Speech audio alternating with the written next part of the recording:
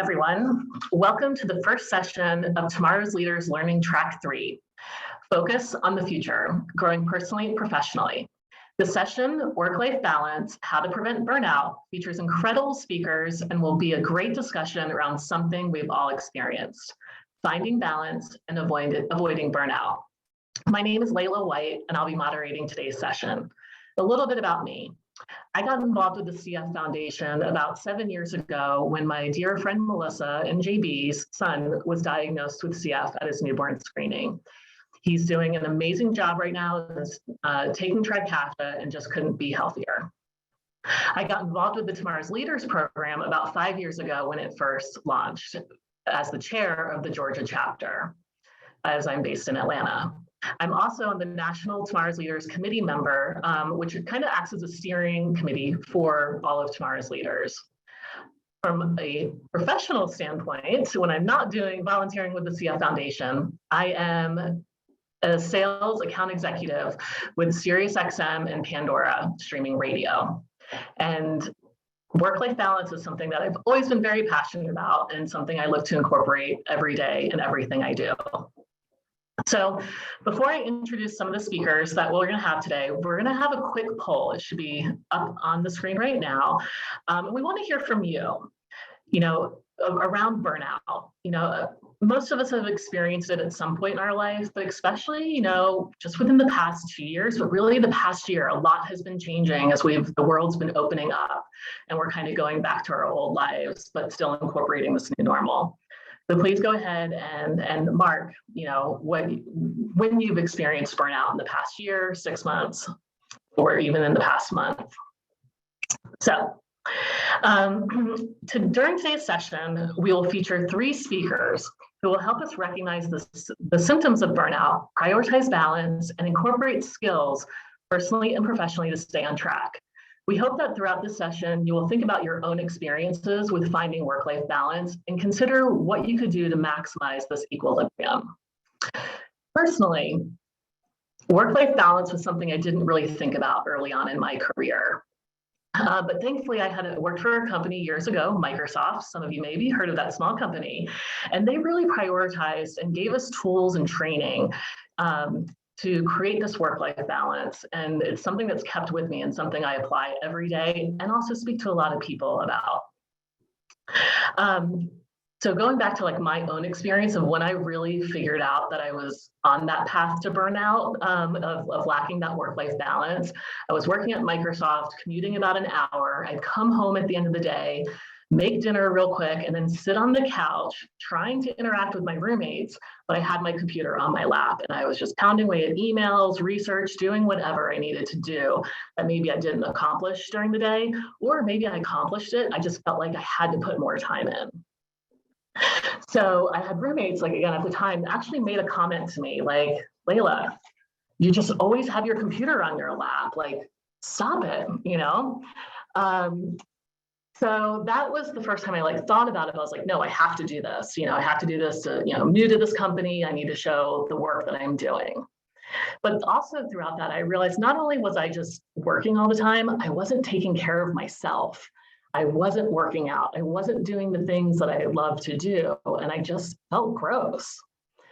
And another part of this too, again, went through some training, learned how to balance a little bit more, but then it turned to that vacation time. That's another key part of work-life balance, I feel personally for me.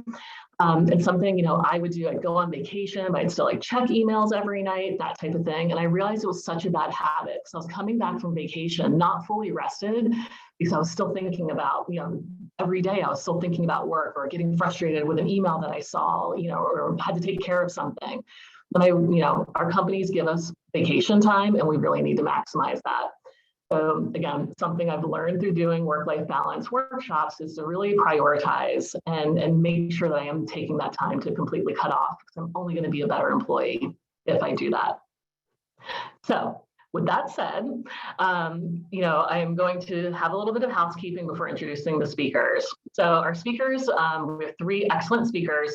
They're going to share their knowledge and experiences throughout this session. And we're going to have chances for you all to tune in to participate in the discussion in the chat. So you'll see there's a chat and a Q&A. Please use that Q&A. Feel free to ask questions along the way. We'll try to field as many as we can. And also, chat with other people in the chat box. Let us know where you're zooming in from right now, but also, if you feel comfortable, talk about your personal experiences or maybe your aha moment with work-life balance. So without further ado, I will go ahead and start introducing our speakers. So first, we have Jordan Gomez, or AKA Jago. Jordan is a body positive health and lifestyle coach who helps women create healthy habits and feel confident in their skin. She received her degree in exercise science at UNC Chapel Hill and believes in self-love and body positivity as the ideal way for people to create long-term lifestyle changes. Jordan? Hello, thank you for the introduction, Layla. I'm so happy to be here. Hey, everybody and everyone watching the recording. I, like Layla was saying, am a health and confidence coach. I help people with finding balance and creating routines that support their ideal lifestyle. So I'm really happy to be here. Please ask me any questions. I'm an open book when it comes to personal experience as well as experience with my clients. And I'm excited to hear from everyone else as well. Great, thank you so much. Next, we have Meg Hall.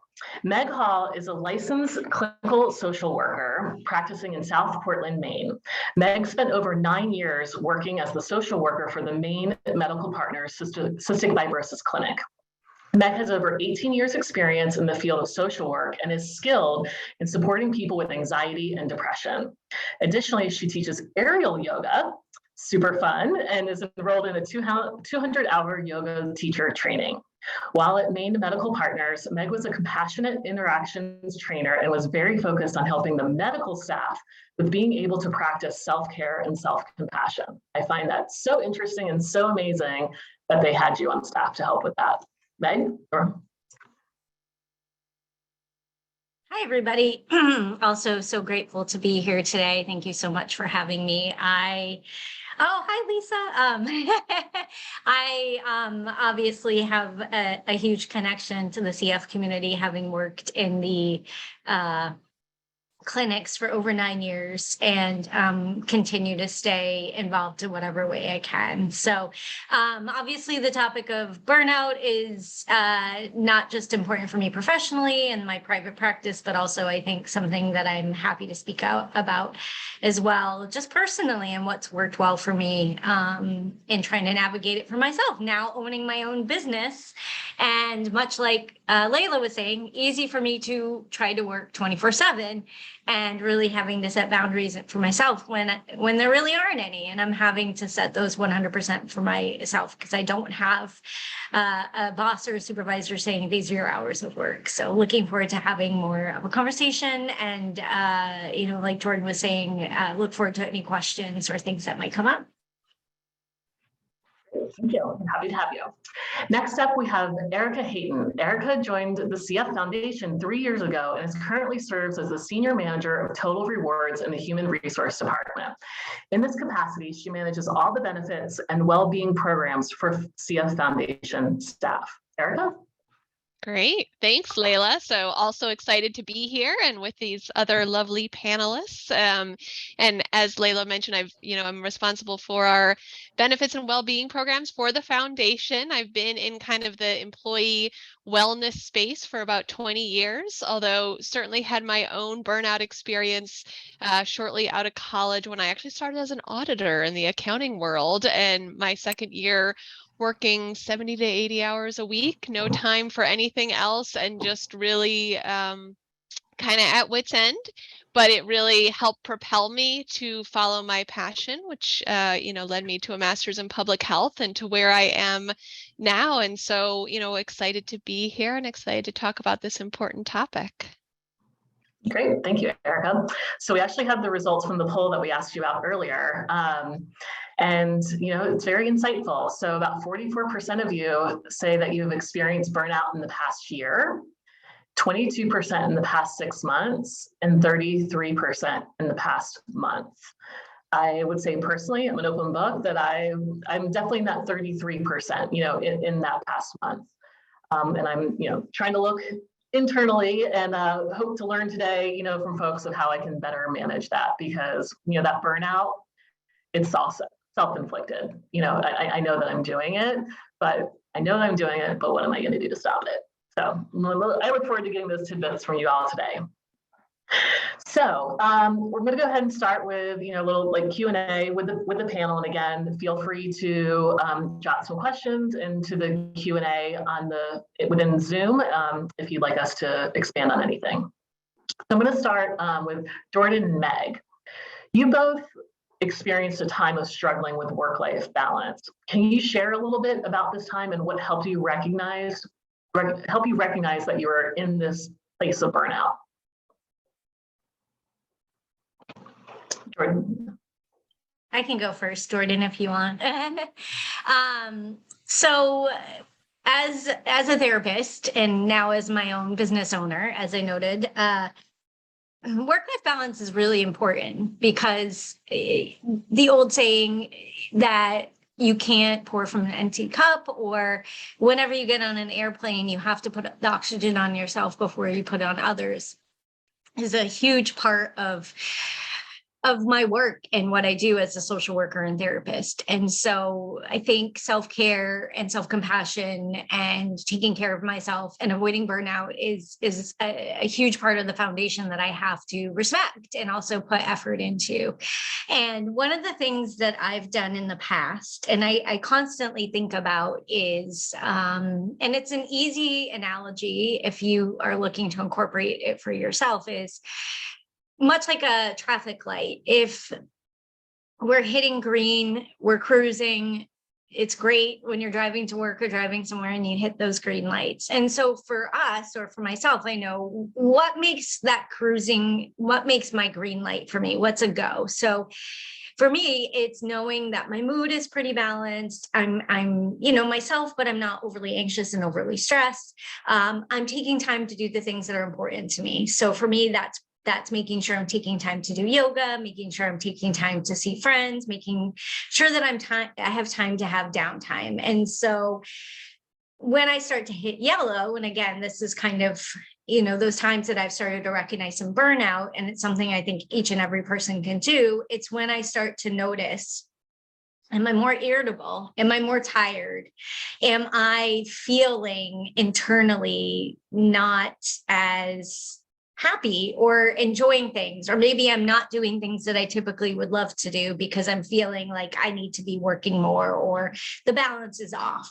And so that's where I kind of like to check in with myself. And I know this week is a great example. I wouldn't say I'm burned out, because like I said, I'm working for myself now, but I've booked myself very solid this week in terms of having a lot of patients I'm seeing. So that means I really need to be careful for myself and in touch and in tune, and saying, am I taking time in the morning to do yoga or taking time for myself? Am I taking time to eat enough meals throughout the day? Am I taking time to have, water? Am I taking time to get some sunlight? Really making sure I have those things in place, because I know with such a busy week, it would be really easy for myself to fill those times with work instead of taking that time for myself. And so that's something I constantly come back to, because I would work 24/7. I can always find more things to do. And I think Layla was saying that as well. But one thing I always encourage people to do is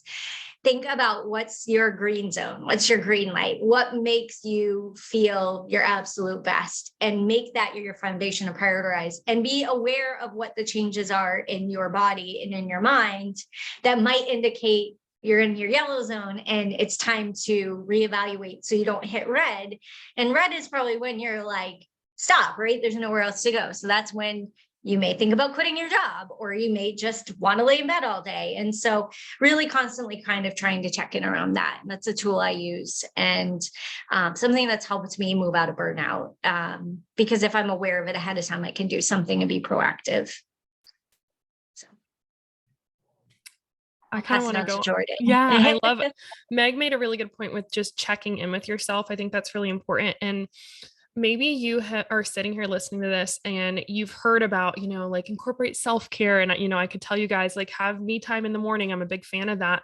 But if you're thinking about what you need to add on into your day, but you're not actually creating space to do it, we're going to keep putting it off, right? We're going to keep like having an idea of like, I should be doing this. And then you start to beat yourself up. That's what I was experiencing in my own burnout situation, was like, I knew all the things that I was supposed to be doing. I mean, heck, I was coaching people on them, yet it was still coming up for me. So I had to slow down. And what Meg was saying is check in with yourself and think, okay, like what needs to shift here? Where do I need to shift my priorities? And that can take time, and, just figuring out what that is for you. And then also releasing the fact that like your priorities can look different from someone else. Like even where you were 10 years ago, 10 year ago, me, excuse me, 10 years ago, I was waking up at 5 a.m. and going on a run and doing all the workouts. That's not me anymore. And that's okay. But I've still shifted to taking care of myself in a new way. And so be able to check in with yourself then and create that space for you. And then also just look, where are my priorities right now? Like, have they been completely shifted to where if I were to look at all the things that I'm doing throughout the day, is it all for everyone else and then almost nothing for myself? Because I love the analogy of pouring from an empty cup. You truly cannot do that. You're going to try, you're going to keep squeezing until you feel completely burnt out and wiped and you've spread yourself too thin. So I had to slowly kind of back out and identify like, maybe there are some things I need to start saying no to. So I started to say no to more things so that my yes could be stronger in other situations. A lot of people here are leaders and they're very, wanting to help others. And so many people that I work with and coach, they are the nurturers, the ones that are doing everything and going above and beyond for others. And think about like, if your best friend called you right now and was like, hey, I need you to make me dinner. Like, can you just make me some dinner right now and bring it over? Most likely you would drop what you were doing and go do that for them. Why can't you be your own best friend in that own self, in that own state? That's what I had to start doing. And it felt weird as someone who is more of a people pleaser and wants to do for others. But if you can start to do that for yourself and give yourself that same sort of love, it'll really help you shift into a better space in order to be able to pour even more to others as well. So I definitely, I hope that's helpful for everyone else. And I hope that answered the question as far as burnout, but if there's any follow-ups, I'm open to it too. Absolutely. So something that came up, I think both of you could probably touch on this. I would assume, not being the professional, that people also struggle with, when I need to make sure my light's green, make sure I have, my cup is full, that I'm being selfish. And imagine a lot of people that you talk to, they're like, oh, but if I'm being selfish with like my time and things that I want to do. And I would assume maybe you guys, run into this of kind of like getting people to overcome that guilt of being selfish. I mean, would you say that's probably one of the barriers to people? Focusing? Yeah. Actually, one of the best things I've ever heard and that I say to people quite often is it's to reframe things. And so instead of selfish, it's self-interest. So it's a little tweak, but that's something that you can do to tell yourself it's not selfish, it's self-interest. And then I think there's always that examination too of what are my unhelpful thought patterns? Where are my unhelpful things that I'm sticking on? And as I always like to say, poking some holes in those, because sometimes those become absolutes and things that don't feel like they can be movable. But if you really examine them a bit and break them down and look at what is that thought that keeps getting stuck, what's the worst thing that could happen if you say no, or you say, I'm going to do something for myself? The worst case scenario is really often, one, not likely to happen, and two, pretty able to navigate. So breaking down some of those unhelpful thought patterns, as well as just repeating to yourself, it's not selfish, it's self-interest. I love that. I will use that for sure. Ooh, yes, I think the judgment thing, it can be really, really hard. I find it's typically self-judgment that I'm seeing with my clients, and I was very similar, where we're being super hard on ourselves. Maybe we hold ourselves to a higher standard and we really value what you do in your career and your work. And there's nothing wrong with valuing what you do, but I just want people to learn to separate themselves from thinking that their worth is wrapped up in all that they are as their career. Your title is not who you are. It's a part of you, but it doesn't fully encompass who you are. And so if you continue to get wrapped up in that, life changes. And, I actually have a lot of clients who are retiring and they're like, I don't know what life looks like outside of that. It's because they've wrapped their identity so much in one thing. And so if you can find your identity outside of those things, that can be really helpful. And also remind yourself that your journey can look different than anyone else's. So if you're getting stuck in even where you were before. So speaking of self-comparison and self-judgment, maybe you started off in your career and you were, showing up early and clocking out late and you were really going all in, but, life changes, our values change. Maybe you're growing a family, or you're starting to realize that that wasn't sustainable showing up that often and you wanted to start to shift things. So if you allow yourself the space to really identify like what needs to shift here, what do I need to reprioritize, then you can go back into it stronger than before. Because I like to ask my clients this question. I had to ask myself this question, is like, if you keep going at the rate you're going now, I mean, speaking of the polls, 44% of you guys were burnout in the last year, 22% in the last 6 months, and 33% in the past month. If you keep going at this rate, how are you going to feel a year from now? Right? If it's not sustainable, then something has got to give and you can't keep putting it off. So start small and figure out a couple things that maybe you can take off your plate, a couple things that you can maybe say no to, or say, not right now. Can I do this? Like, can I get on this with a team instead of just you taking it on? I think a lot of us are trying to like do it all ourselves. And I don't think that that's not what this is all about. And it's important to be able to ask for help and be open and honest about where you're at and have conversations like this in this setting. So that's very insightful. It definitely sets up for the next question that I actually have for Erica. So as someone who works in HR, and you're there to support employees, what have you seen in the workplace around burnout in the past couple of years with COVID or with just burnout in general? Yeah, I would say, I mean, it is a huge topic of conversation. I know here within the CF Foundation, with the employee population that I serve, I've seen it. I've seen it play out in terms of need for leave and just conversations with employees, but also, within the larger sort of employee well-being space that I'm in.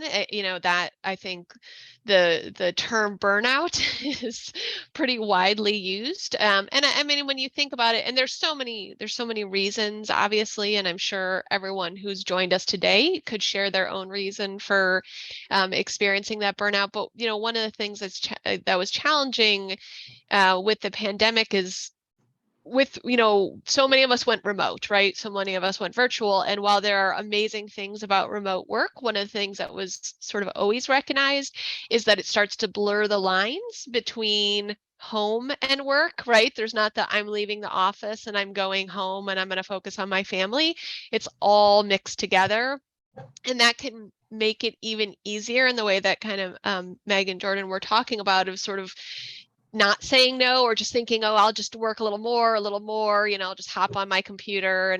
And so I think that that is one of the many things that with the pandemic specifically, we saw sort of this greater burnout. Plus, a lot of people had to sort of re-engineer their jobs. If your job was very involved with being in person and suddenly that's not possible, and so you then are like, well, what am I doing? What is my role? That can be really challenging. So yeah, I mean, long answer to your question, that if you're feeling burnout, you're not alone. It is a very common phenomenon. So follow-up question to that, from an HR corporate perspective, what are you seeing companies doing to promote and like really protect that work-life balance? Yeah, and I think that I've seen a number of things. I think that companies are really, at least companies who value their employees are really trying to focus on how to support employees and protect against burnout. One in kind of the time off and leave space. Like I can give you an example. When we all went remote at the start of the pandemic at the CF Foundation, our leadership instituted half-day Fridays. And the whole messaging was around giving you more time for self-care and taking care of your home life and whatever, like just recognizing the stress. And I've seen other companies who've done similar things, or maybe just like a week, like just, shut down for a week. Even before the pandemic, some companies were doing really creative things around using technology to kind of limit email access off hours.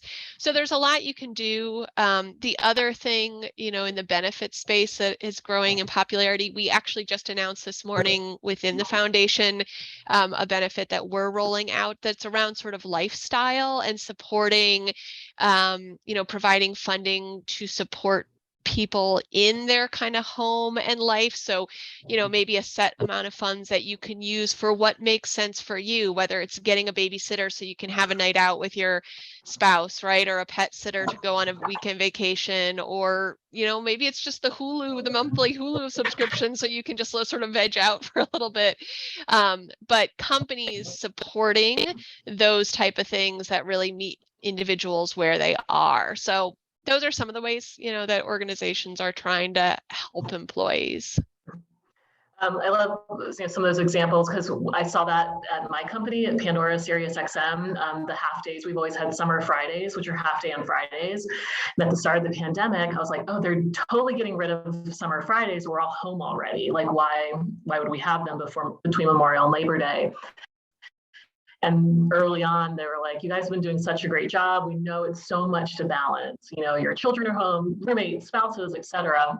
Life got so disruptive. They're like, we're going to give you summer Fridays early. So we started them early, and they've just never taken them away. So, even though like I'm back in the office today, but we're still sticking, as long as we can. It's not in our handbook or anything, but it is something, and it is so nice. Like, we are still connected. It's just nice knowing if I have to go to the grocery store at 2:00 on Friday, it's okay if I don't answer a Slack. It's not like, where's Layla? And you mentioned like emails too. That's something my company, maybe executive leadership were told not to do this. I just have, I don't see it, but I don't get emails really after 6:00, at night, unless it's something really urgent. My VP's not pinging me or texting me, and they're really trying to, I think, create that balance, for us when there's, the worker bees, like I used to be, of like, nope, I'm going to be online. I'm going to always be there. So I love it that, other companies are doing that too. Yeah. Yeah. Cool. So Jordan, on to you. So as someone who helps people, navigate their own work-life balance, how do you help individuals who feel pressure, either for themselves or others, to always be busy? Ooh, especially in this society, busyness is like a badge of honor, right? It's like anyone asks you, how are you doing? It's like, I'm so busy is our first response, And so I think it's really important to start. We talked about checking in with yourself, but I'll have my clients ask themselves these questions. So how are you feeling right now? And so just be really open and honest with yourself of like, how are you feeling? Because maybe you have been staying busy in order to avoid even checking in with yourself because you might like self-combust if you do check in, right? So ask yourself how you're feeling. And then ask yourself, like, what do you need right now? And it doesn't need to be, the thing about burnout that I see is sometimes people think it needs to be a complete 180. Like, I'm burnout, I need to quit my job. You're seeing people do that, like drop like flies, right? So instead, if you can start doing this, even on a daily basis, I do it multiple times a day, of just like asking, what do I need right now in this moment? And maybe it's that you just need to get away from your screen for 5 minutes, just put down your screen, put down your phone and get some sunshine. It doesn't have to be super complex, but ask yourself what you need right now. And you're like, okay, well, I'm feeling a little anxious. Go for a walk. If you're not sure what you need, come back to the question of like, what do you need to feel, what do you do that makes you feel the most grounded? So like, what are some activities that make you feel the most connected to yourself? I talk a lot about this. And if you're, again, not sure because you have been super into, work and you're like, I don't even have any hobbies. What did you used to like to do? Like when you were a kid, like when you just did stuff for the fun of it and not just to be a professional, what were those things? Like maybe you need to go get a coloring book or climb a tree or play with your kids and like really be present with them if you have kids. And all of those things can really help you feel more grounded. Ooh, arts and crafts is a really good one. So something I preferably choosing something that is off the screen is what I would recommend when it comes to feeling grounded. I know I'm such a sucker. I have every single Netflix, Hulu, all of it, but I'm also realizing how much we are on our screen. So if you can find something that makes you feel more connected to yourself that's off screen.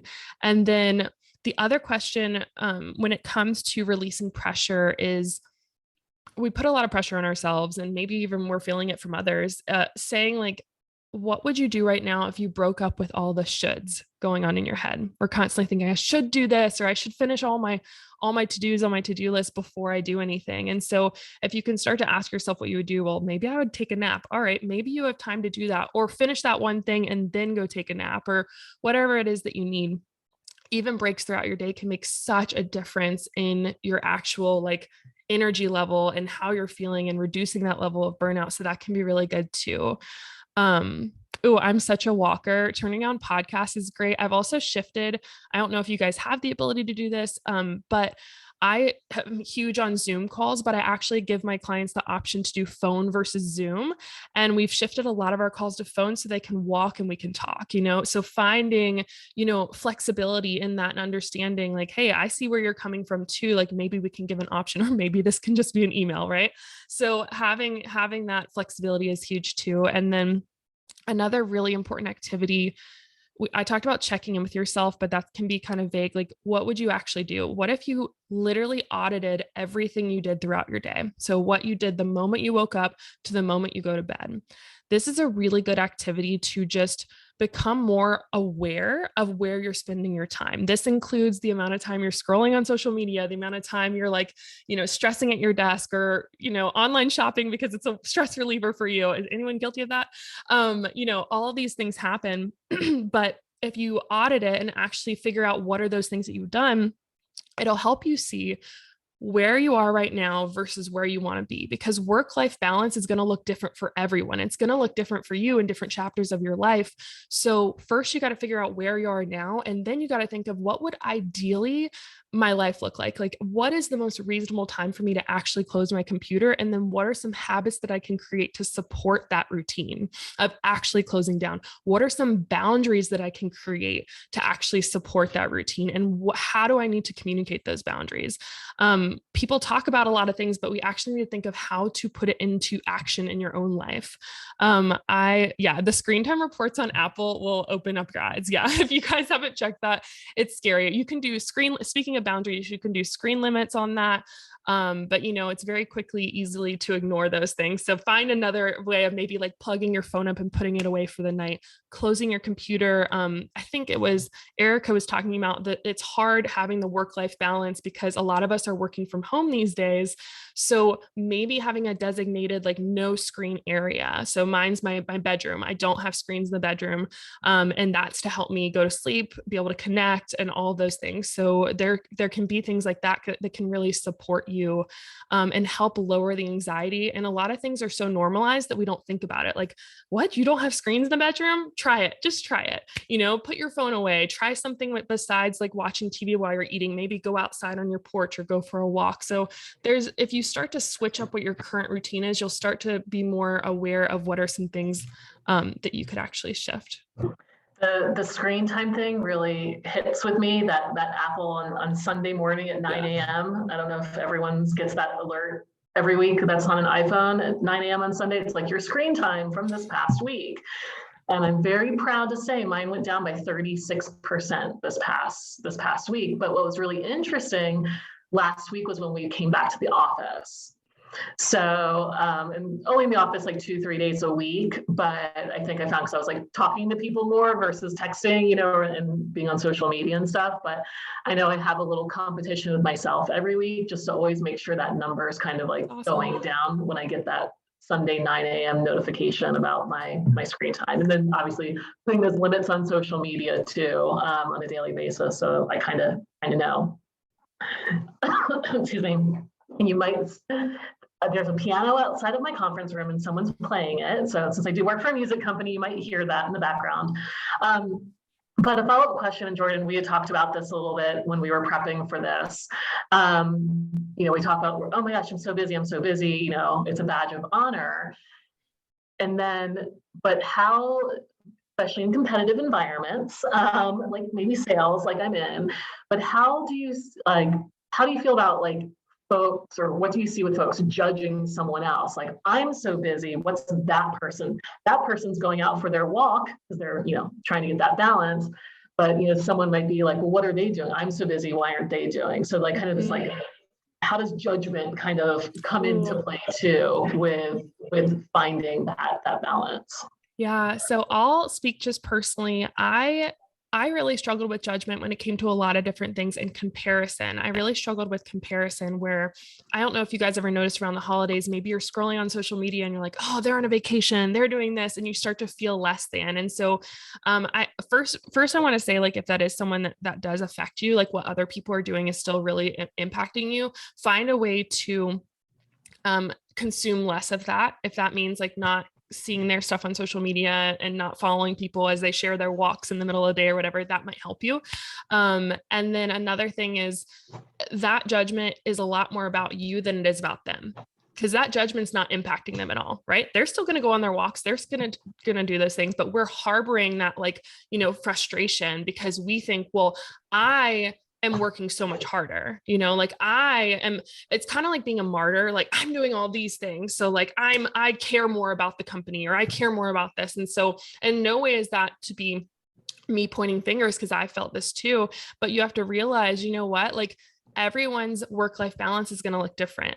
And then also, you don't know what's going on in that person's life either. Maybe they literally were on the brink of completely falling apart if they had not gone on that walk today. But in your mind, all you're thinking is they took a full 30-minute walk. That might've been exactly what they needed to show up for this conference call that they had to present at. We just don't know. And so if you start to release the judgment and be like, I have no idea what's going on in their life, it kind of lets you just let it roll off of you. So that's a really important thing. And then it's also really great when you are pointing fingers, there's 3 pointing back at you. So look inward of why am I feeling this way? What's coming up for me? Well, maybe my self-worth is still really wrapped up in productivity and getting everything done. Maybe I don't feel like I'm getting the affirmation and accolades that I feel like I deserve. And so maybe we need to communicate that or ask for that. There's a lot going on when it comes to self-judgment that goes beyond even the workplace, because maybe you grew up as a kid and you really were told all of the accolades and things that you did were oh, you did so good at this, and that's really what you were praised for. So you associate your self-worth with that. And so if you can start to remind yourself hey, it's okay to have work-life balance, and I can still show up and get everything done that I need to do and still show up for myself, if not better. And the more you start to carve out that time for you, the easier it helps you realize wow, it is possible for me to show up for myself and still show up 100% for my job. So slowly carving out time. So if you're not doing an hour me time morning routine, start with just 10 minutes before the day. Just don't grab your phone first thing out of bed. If you can just break that one habit, imagine how much it would change the rest of your day. It does. It does. It makes a huge difference. A lot of things I need to heed the advice of.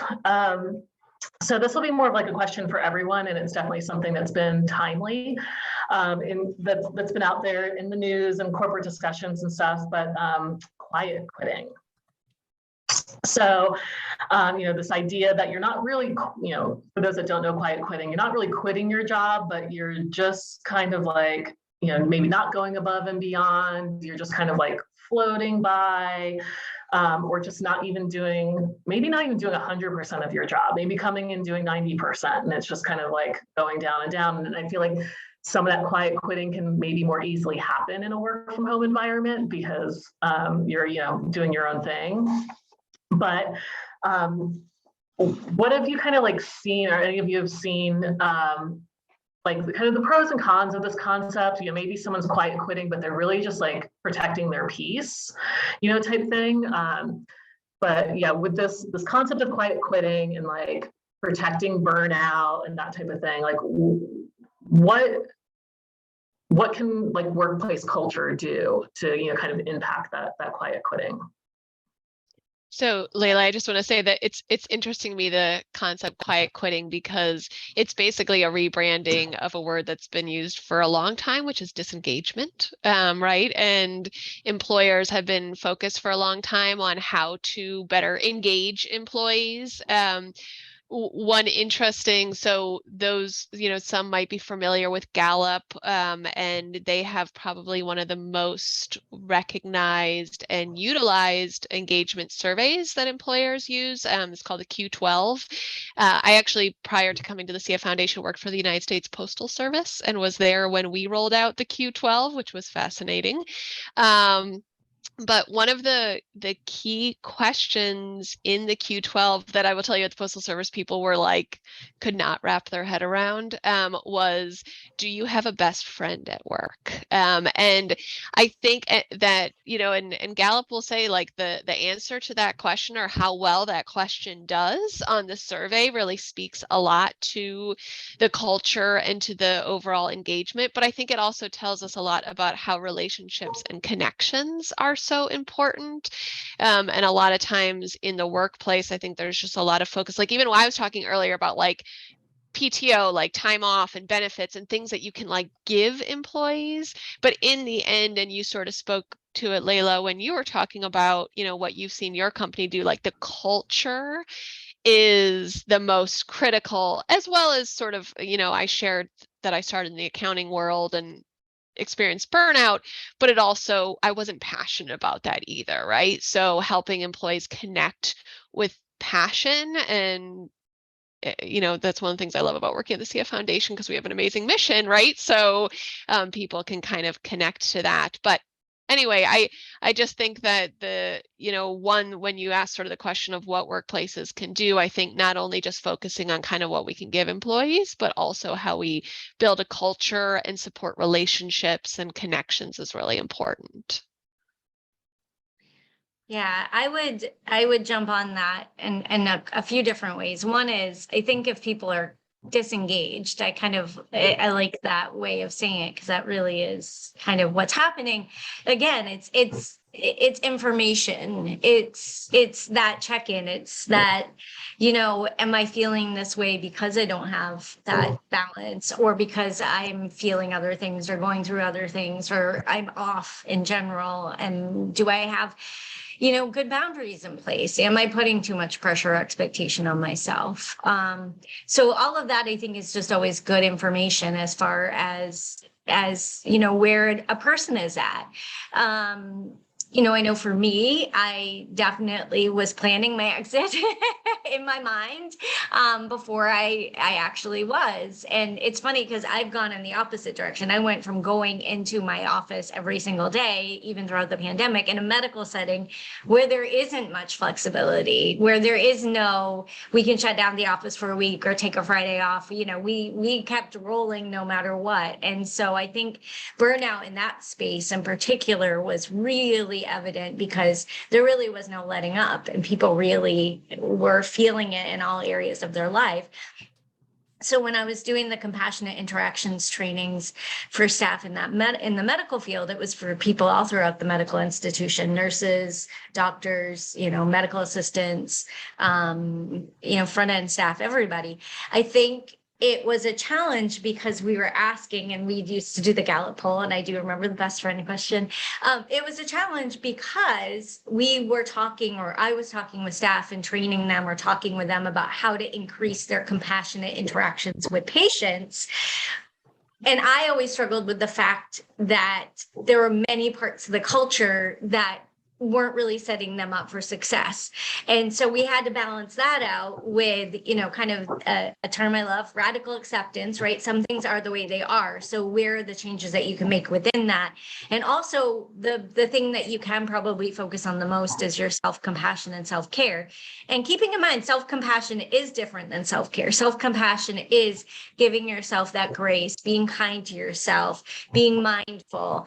Self-care are those actions that we may think of that we may do. For me, it's yoga, but some of the quiet quitting may also be, or the disengagement may be, as you said, Layla, a way to reduce expectations on ourselves. Maybe it's giving ourselves grace. Maybe it's saying, I don't have to give 110%, that I don't have to do that anymore. And so where can I back off on some of my responsibilities?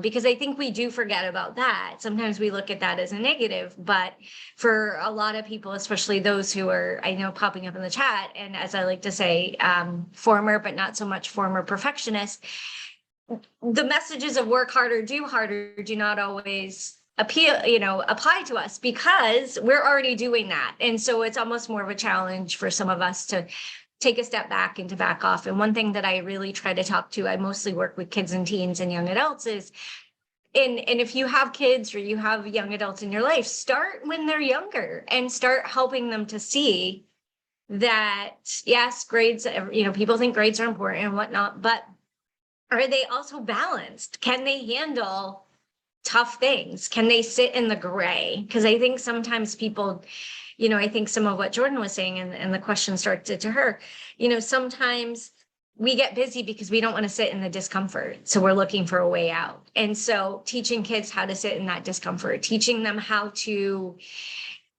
have more to their life than producing certain grades or going to a certain college, and really trying to help them feel a little bit more balanced in their life. And I think we should all be teaching coping strategies and breathing and all those things to every single child. We're not there yet, but I think it would make a huge difference if we could do that. You mentioned something, sitting in your discomfort. That's definitely something, like, I'm in sales, and sales can, it's fast paced, and then it can be like little slow periods. And I know personally, it took me a long time to feel comfortable in that slow period. And, I don't know what made it click for me or whatever years ago, but, it's like, wait, I'm not busy this week. Oh my God, something's wrong. I'm going to get fired. And I'm like, no, Layla, it's okay. You've been running at, 150 miles per hour for the past month. And I think it's like, taking a quick, self-check, on that, and just, again, being, it's really hard for me. I'm used to just being busy, and just like, you have to be okay with not running around with your head cut off. But it's really uncomfortable for me, and I can create more work, and then stop it. Don't do that to yourself. So it's constantly conversation that I'm having with myself. So we're at Q&A, or Jordan, did you want to jump in? You can go if you don't. You can keep going. I was going to go to Q&A. So okay, yeah, sure. So, I love what everyone's saying about different stuff, and obviously, I'm coming from a less corporate perspective. But as far as what I've seen with my clients and things, I have had them open up to me about a lot of stuff they're experiencing at work. So they've been super honest. I think if you are an employer or a boss or a leader, a leadership role, and you're saying, we're all about work-life balance, or we want you to be super open and honest about where you're at right now. So if you're, feeling a little bit overwhelmed, you're feeling a little stressed, whatever, you want to be able to help them, maybe find a counselor, find a therapist, create some different boundaries to help them shift. A lot of companies will say it, but their actions don't actually mirror that. And that's where there's an issue where, you're telling people, oh yeah, we don't want you to be burnt out, but then they're pushing the limits. I see this a lot. You mentioned the healthcare industry. My husband's a PA. So that stuff is true. It's a lot of times they're trying to give you incentives or other things. And it's throwing a pizza party isn't going to be a solution. It's we need to actually figure out what they need and what they value. And so I think that that's really valuable. Is we all want to feel seen and heard. And I think if you go into an approach of coming from, I'm going to treat this person like a human first, and then we can get into the work side of things. And so when you're asking someone, how are you, actually mean it. I think that that's really important. I had one of my clients opened up and was super honest with her manager that she was not okay. She was not okay. She's getting help. She's changing her medication. She's doing all these things. And her reaction, her boss's reaction was, well, you need to still show up and do the work. Zero compassion, zero. And it's just, yes, it's right. And maybe she is still showing up and doing the work, but there's a disconnect there that I think needs to be valued. And for someone to be basically put in their place of like, oh no, you're employee first, human second, no one's going to feel good feeling like that, whether you say it as directly as that boss did, or if your actions are reflecting it. I think it's really important for you to check in with yourself. If you are someone who is in a leadership role, who has a team underneath you, are you actually, showing up in the way that you're speaking about this work-life balance? That's just something I want to make sure I hit on. I 100,000% agree with you on that. It's leading by example too. Also is the person that's telling you, no, take your time, but then you're getting those emails from them at midnight, that type of thing. I think that's so important. So we have a couple of questions in the Q&A. I'll start with the first one. What's the biggest challenge you think employers have during this new normal for employees? I will actually go ahead and start with that one because it's something that we talk about every day here at SiriusXM, and it's the culture and engagement. So it's, how do we, we had an awesome company culture. I mean, we're in music. We have artists coming through, a lot of fun events and stuff. But now we're in the office only 1 or 2 days. So it's like, we're really focused on that culture and then making sure people are engaged, and have we figured it out yet? Nope, we're only week 2 into the new office. Coming into a new office was helpful for the Atlanta team, but that's what I would say I see the most here at SiriusXM. Yeah, I would just say, I think that one of the other things that's hard as an employer and hard as a manager is figuring out that personal professional line, right? So wanting to support employees, to provide for employees, to acknowledge and recognize, where employees are at the same time trying to make sure, one, the work gets done, right? Every employer has some type of mission or product or whatever. And also not invade too much into that personal space. And so I think that is a challenge, and it's going to be different for every organization, for every relationship, employee, manager, et cetera, but trying to figure out where the appropriate place to put that line is. Absolutely. So a question in here, I like this one because I've had my thoughts on it in the past.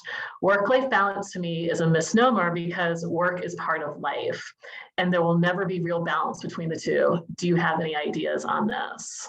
I feel like this is a Meg. Yeah, I'll take this really quick, but I think, balance means something different to everybody. Again, I'm a social worker, I'm a therapist.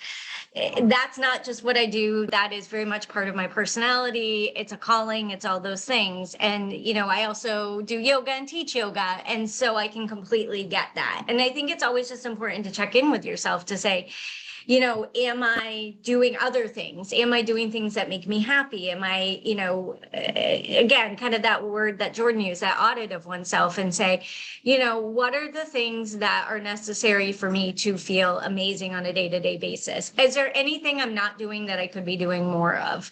How do I feel? Do I feel good overall? Maybe your green zone, maybe your work is part of your life, and it's something that is really meaningful and valuable and really aligns with all your values, then that doesn't have to be as much of a discrepancy. Everybody's the same. I mean, everybody's different. Nobody's the same when it comes to that. And so I would say balance is just something different for different people. And what's the saying? If you love what you do, then it's not work. So I guess there's an element of not necessarily needing to seek out of like, wait a minute, do I need to get balance here? Because maybe your balance looks a little bit different. Absolutely. Jordan? I love this question, the work-life balance. I think Meg did a really good job saying this, and I can definitely come from that space too, because everything I do is attached to my phone. I'm very much like my work is everywhere. So I understand that it can feel really hard to differentiate. So even if you absolutely love what you do, which I love what I do, like I love my clients, I love everything. However, I realize that like, even though I love that my clients can reach out to me, I still know that I need to have boundaries or I am not going to be able to create space for myself. So if you want to take the words work and life and take that away instead of just seeing myself and others, so like things that you're pouring into yourself and things you're pouring into others, find balance between that. If that helps you break up with the idea of definition of work life, I think that could be a little easier. That's what I started doing. Was I made sure I am pouring into myself before I'm pouring into others. I do not grab my phone and immediately start responding to messages, replying to clients. My clients know I've set boundaries that I don't answer messages after X amount of time. Now, if there's an emergency or if I just really feel called to respond, I will. But because I've set those boundaries in place, no one is like confused when I don't get back right away. And then they're more appreciative when I do get back to them if it's outside of my boundaries. So still setting those boundaries that are going to still help you just energetically be able to show up for yourself. And so I hope that answered your question. If it didn't, whoever asked, you can ask follow up. Hopefully. We'll go ahead. We have about 4 minutes left. So we only have 3 questions left in the chat. So this next question, I feel like now more than ever, psychological safety is so important in the workspace, and that plays into the acceptance of the work-life balance. Any best practices to share with an employee looking to start the conversation with a supervisor to create the space? So like this could be any one of you. I was going to say, I feel like that's definitely a good question for Erica. I would say, pull out evidence, look at literature, look at data. There's certainly a lot of information that's out there about, the first thing that pops to my mind is I know there's this really excellent, sorry, I have a fly in my office. There's this really excellent book that I used to use in Compassionate Interactions that basically just talked about the value of compassion and empathy, and particularly within the medical field, but I think the messages were really ones that could be drawn out to other places. And so I would say, there's studies that show this, or kind of bring in some more concrete evidence to bring into the conversation, because I do think it's something that more and more places are talking about and people are examining more. And because there's been so much burnout and people have had, the Great Recession and whatnot. So check out what's out there for data and information. Mm-hmm. And it could even be, maybe it's before talking to your supervisor, if your company maybe has like an HR business partner, someone that's in like a very, very safe zone of, how to approach, that conversation. So, yeah, I would say that could be another thing. Okay, 2 more minutes. I really like this question. Recently, I left a toxic work environment and I'm still trying to instill healthy boundaries and rhythms in a new role. What encouragement do you have to remain firm as a new hire with a new organization while trying to show up and do the work while proving I do belong there? I'll just start. You do belong there because you got the job. So always keep that in mind. I think it's hard to have that confidence, but a little bit of cockiness, but you're there because they wanted you, so number 1, I would say in your mind with that. But anything else?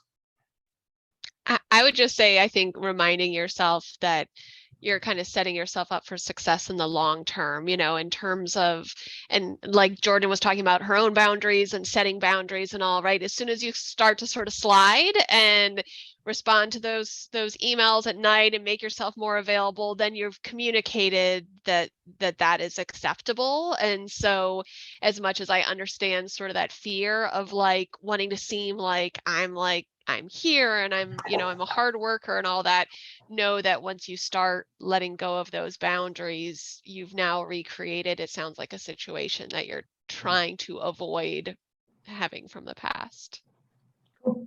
We are right at 3 o'clock. Sorry, we're not getting to the last question, but I just want to kind of close it out.